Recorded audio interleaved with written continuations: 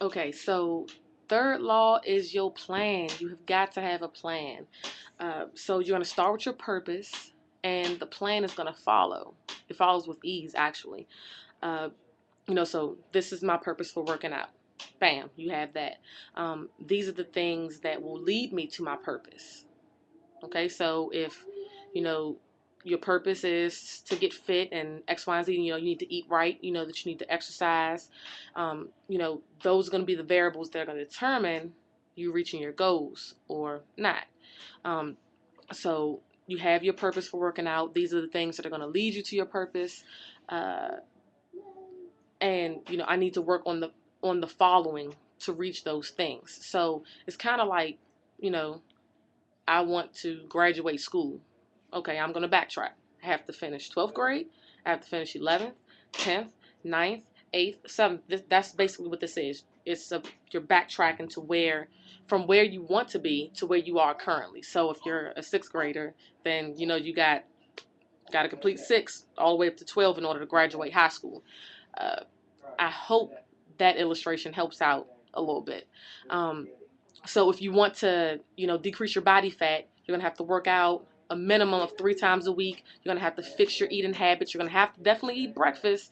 You're gonna have to take in consideration your portion sizes. Those are just some easy ones off the top that you already know.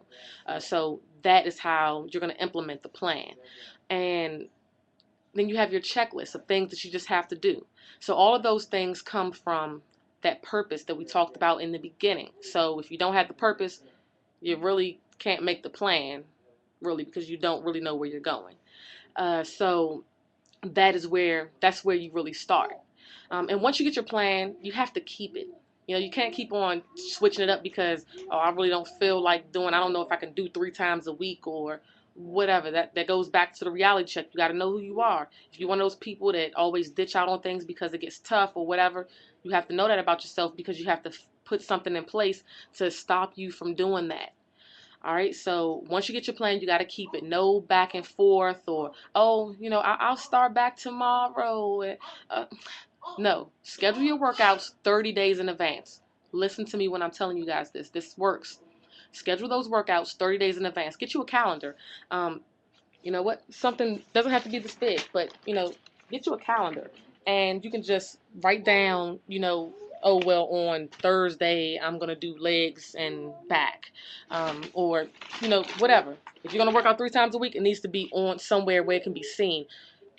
It would be great if someone else would be seeing this too. So I do suggest that you post like your workout plan or something on Facebook. That way, your Facebook friends can help you stay on track. So you have to have a visual plan as far as your workouts. So get you a calendar, schedule those workouts 30 days in advance. What can really stop you from working out? Let's take a second and go over some of these excuses because we talked about that in law too. Those excuses that you make, you cannot allow those things to stop you from reaching your goals and from being who you want to be and getting to where you want to go. So you have to take those things into consideration. So plan that workout 30 days in advance and don't let anything stop you. If you know you have a 5:30 a.m. workout, then don't stay up until 12. Period. It's not going to work for you. You're setting yourself up for failure. Self-sabotage. Don't do that to yourself. Um, so get the huge calendar. Mark when and where you're going to work out. Uh, that's going to be kind of like your tool for accountability. I mean, honestly, this is something that I tell people at Fit Body Bootcamp, DC Fit Body Bootcamp, to do. Get your calendar, send it to me. That way I know when you're supposed to be there. And if you're not there, we got a problem.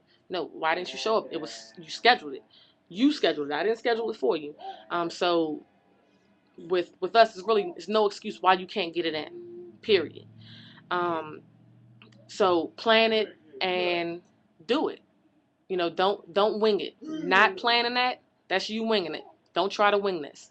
Um, so execute your plan. Executing your plan is going to be your new job. It's going to be your new full-time job, making sure that you finish because obviously you haven't been finishing.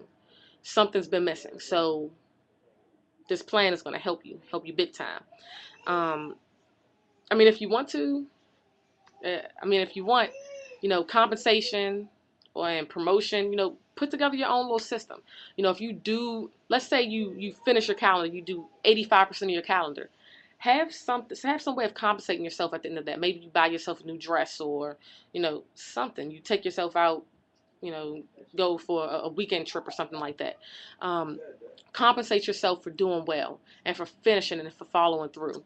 Uh, so you have your plan, but guys, you have got to show up.